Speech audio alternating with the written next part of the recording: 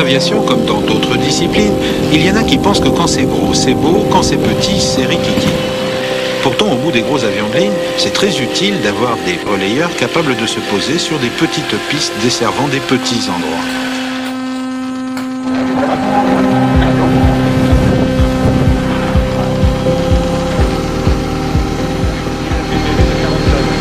Jusqu'au dernier moment, on va affiner la manière dont sera chargé l'avion, quitte à faire du troc.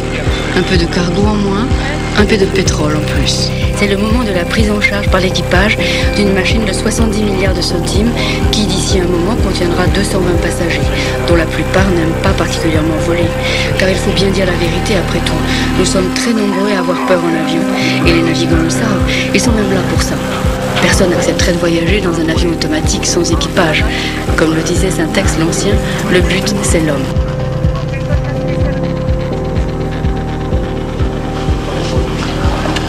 On entend dire tant de choses sur les navigants. La vérité, c'est que c'est un métier qui colle à la peau et qui devient vite une manière ou même une raison de vivre. C'est une sorte de drogue.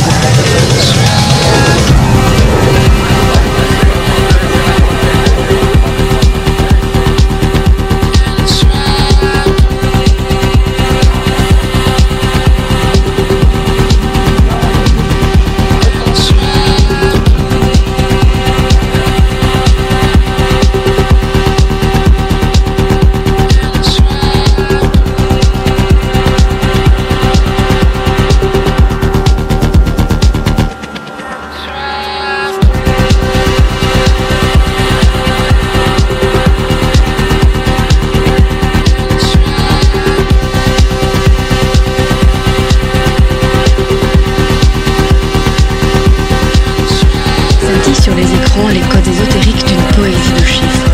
On va d'un lieu imaginaire à un autre lieu imaginaire, point de report inventé pour les besoins de la navigation, avec leurs surnoms qui ne décrivent rien de réel, juste des coordonnées à la surface d'une planète.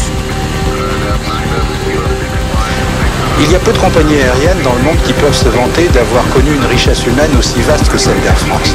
Air France est née en 1933 de la fusion de 5 compagnies aériennes. Parmi celles-ci, il y en avait une, Air Orient, dont l'insigne représentait un hippocampe ailé. Par la suite, et par dérision, et aussi un petit peu par tendresse, on a appelé l'hippocampe la crevette. Aujourd'hui, des millions de voyageurs empruntent chaque jour les routes du ciel à bord de navires fuselés accrochés à des ailes fines comme des lames qui survolent les océans et les mers de nuages à 1000 à l'heure, et tout le monde trouve ça normal. Oui, le monde a bien changé.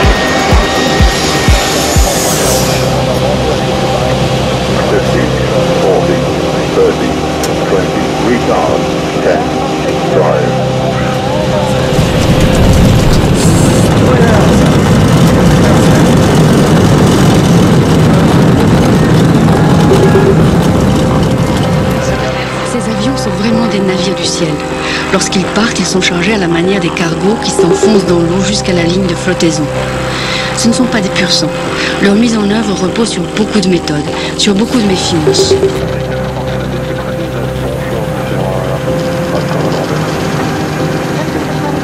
La vérité, c'est que c'est un métier qui colle à la peau et qui devient vite une manière ou même une raison de vivre. C'est une sorte de drogue.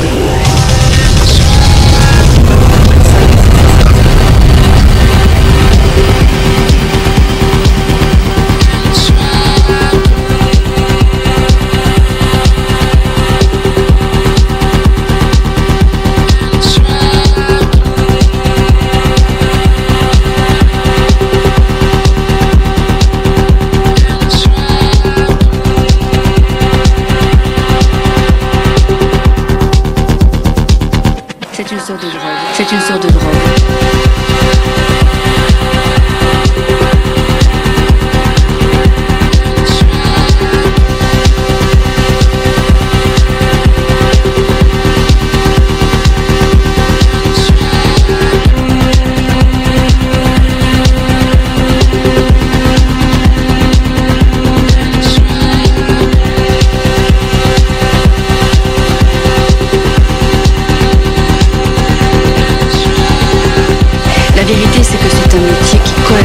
Qui devient vite une manière ou même une raison de vivre.